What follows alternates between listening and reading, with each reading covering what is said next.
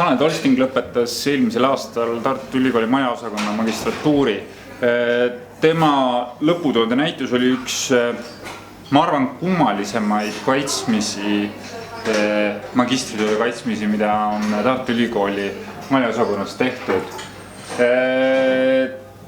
Ta maalid on suhteliselt realistlikud, aga samas tekib sinna mingisugune kummastav teema, mille puhul on keeruline öelda, kas tegemist on ära pööratud reaalsuse või täielik unenäolisusega.